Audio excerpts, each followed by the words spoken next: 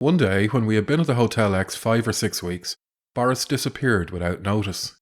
In the evening, I found him waiting for me in the Rue de Rivoli. He slapped me gaily on the shoulder. "Free at last, mon ami. You can give notice in the morning. The auberge opens tomorrow." "Tomorrow?" "Well, possibly we shall need a day or two to arrange things. But at any rate, no more cafeteria.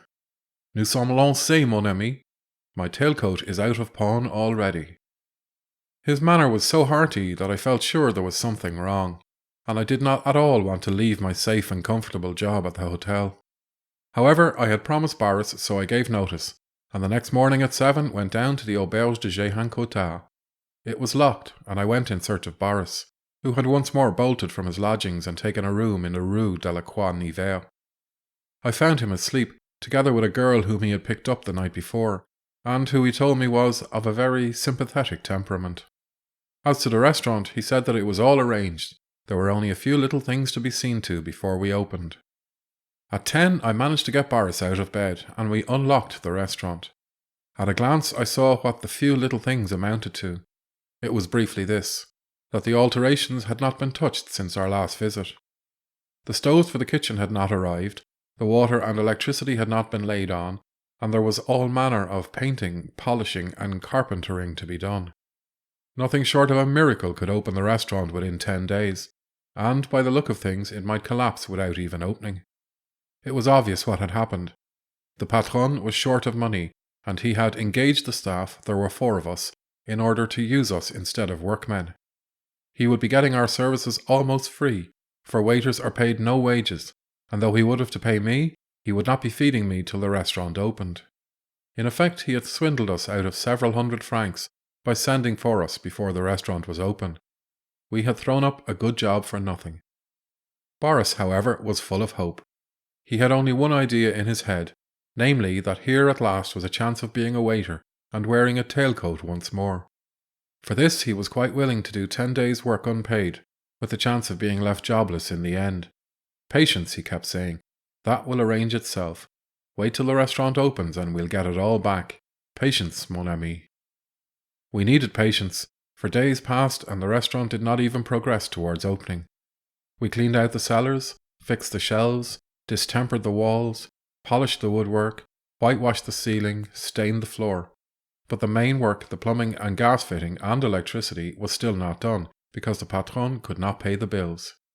Evidently he was almost penniless, for he refused the smallest charges, and he had a trick of swiftly disappearing when asked for money.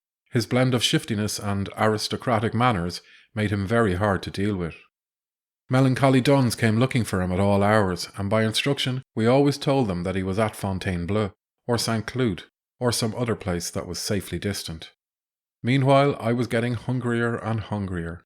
I had left the hotel with 30 francs, and I had to go back immediately to a diet of dry bread. Boris had managed in the beginning to extract an advance of 60 francs from the patron, but he had spent half of it in redeeming his waiter's clothes and half on the girl of sympathetic temperament.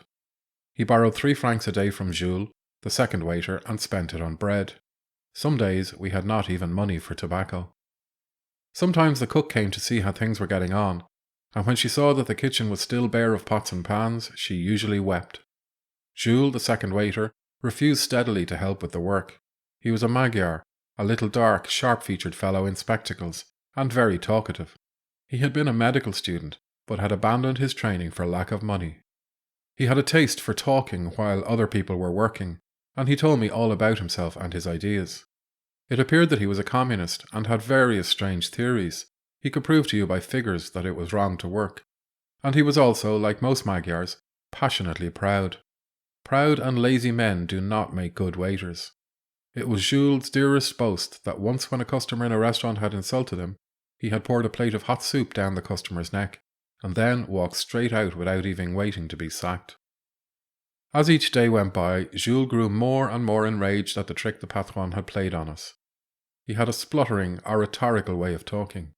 He used to walk up and down, shaking his fist, and trying to incite me not to work. "Put that brush down, you fool. You and I belong to proud races. We don't work for nothing, like these damned Russian serfs. I tell you, to be cheated like this is torture to me." There have been times in my life when someone has cheated me even of 5 sous, when I have vomited, yes, vomited with rage. Besides, mon vieux, don't forget that I'm a communist. À bas la bourgeoisie. Did any man alive ever see me working when I could avoid it? No, and not only I don't wear myself out working, like you other fools, but I steal just to show my independence. Once I was in a restaurant where the patron thought he could treat me like a dog. Well, in revenge, I found out a way to steal milk from the milk cans and seal them up again so that no one should know. I tell you, I just swilled that milk down night and morning.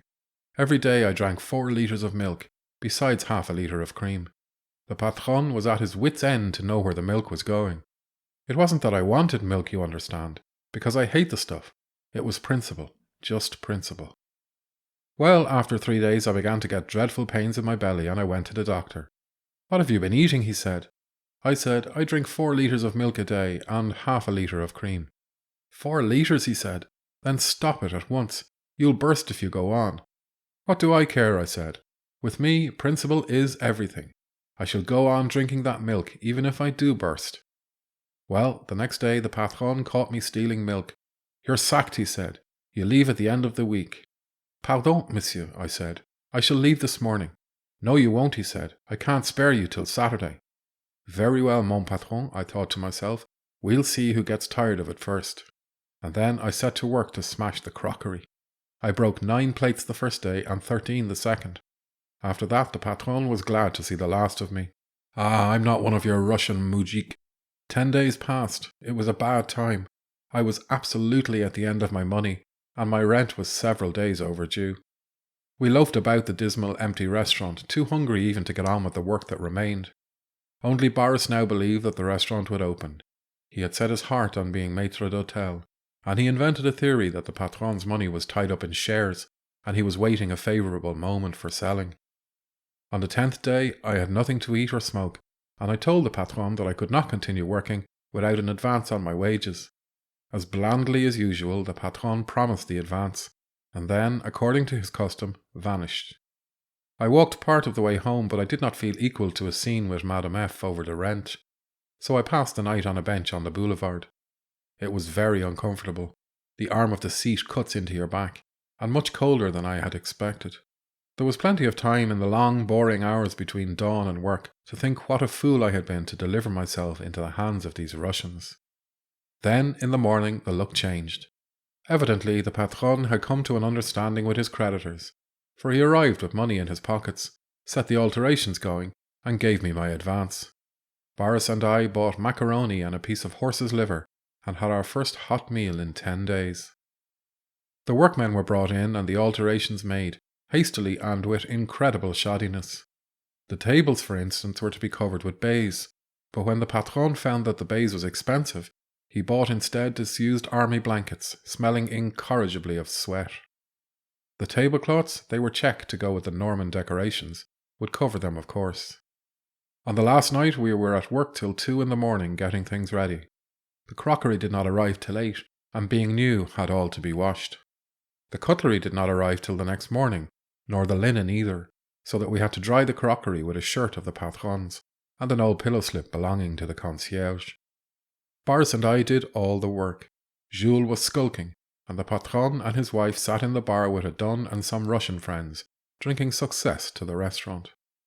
The cook was in the kitchen with her head on the table, crying, because she was expected to cook for 50 people, and there were not pots and pans enough for 10.